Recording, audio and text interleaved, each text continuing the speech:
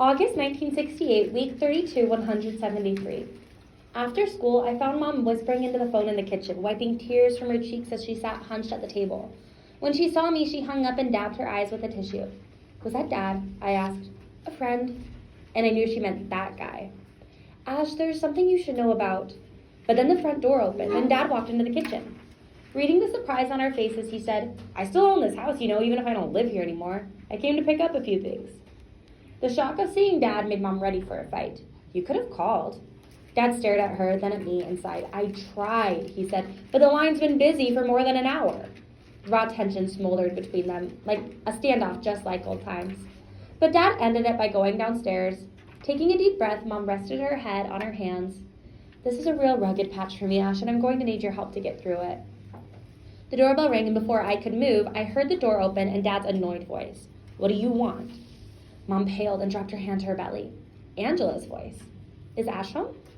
At my front door, with my dad. I got up so fast, my chair crashed onto the floor, but I arrived too late. She saw me standing behind my dad and smiled. "Hey, Ash." Dad stepped back, took a long look at her, then turned on me. "Who is this?" Icy shivers spiked his voice, and I felt hearts and hopes and doors slamming shut as I fumbled for answers that would satisfy my father and my hippie girlfriend. August 1968, week 33, 159.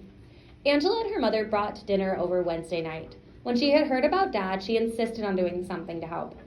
"Mom and I know something about loss," she had said, "and it's no fun dealing with it alone." When they walked in, it felt like they breathed life back into our home.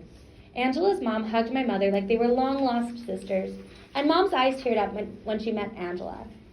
"I'm sorry about what happened the last time you came over. Ash's dad, well, let me just say I'm sorry, but I am delighted to meet you." After eating, we went downstairs to watch the evening news. But when a report on the war came on, I jumped up and changed the channel to a news program about a massive high-rise office building project that was getting started in New York City. "These twin office towers," said the reporter, "would be the world's tallest, a permanent monument to America's ingenuity, capitalistic system, and democracy." Mom started laughing. "Isn't it ironic that we're bombing the hell out of one country while building monuments to our own greatness?" The room fell silent. I felt the awkwardness of Mom's political statement. But seconds later, Angela's mom said, "I hear you, sister." August 1968, week 34, 308. The attention from Mrs. Turner really helped my mom get through some rough days. But still, I worried. Sometimes after work, I'd find Mom in her bedroom, panting and moaning and dripping with sweat. I never felt so weak and desperate. If Mom went into labor at home, what would I do? What could I do? Call an ambulance and hope it would get to her in the hospital in time?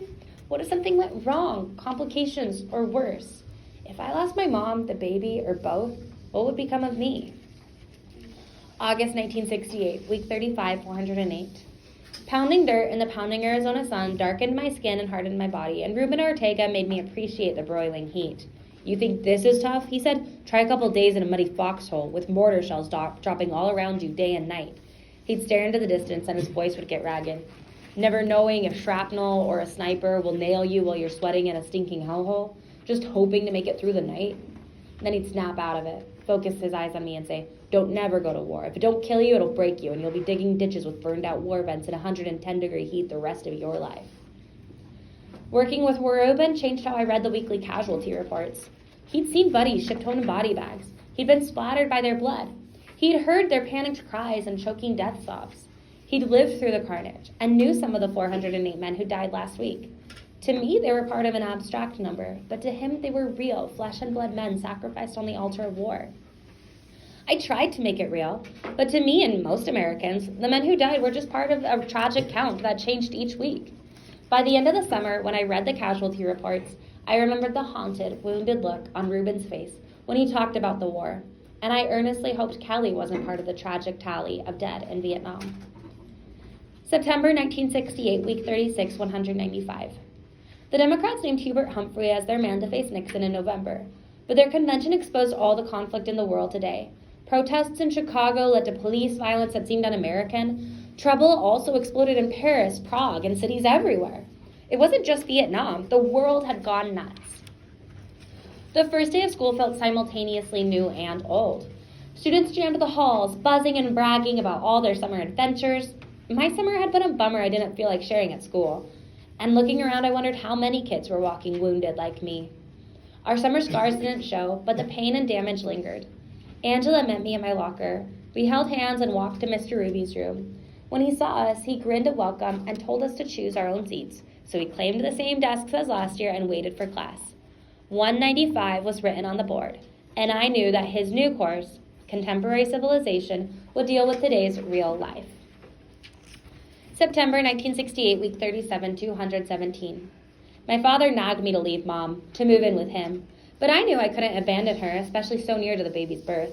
He tried bribery, legal coercion, even intimidation to convince me, but that stuff just shoved us further and further apart. I did agree to meet him for lunch at Pete's Fish and Chips one day, after school started. He looked like he hadn't slept well for a long time. I got my food, sat facing him, and prepared to listen to his pitch. He made it clear that reconciliation was out of the question. I know our marriage was broken, Ash. Your mother and I haven't seen eye to eye on much of anything since you were born. But we tried to hold it together for your sake. He blinked back tears. But this betrayal is more than I can bear. She has shamed me and you and herself, and you have no idea at all how much this has wounded me. I'm going to fight for you, and I'm going to make her pay for what she has done. She doesn't deserve either one of us anymore, and I'll spend my last dime to make sure that she and her bastard baby are completely cut off. She's made her bed, she can sleep in it. He leaned back and stared at me.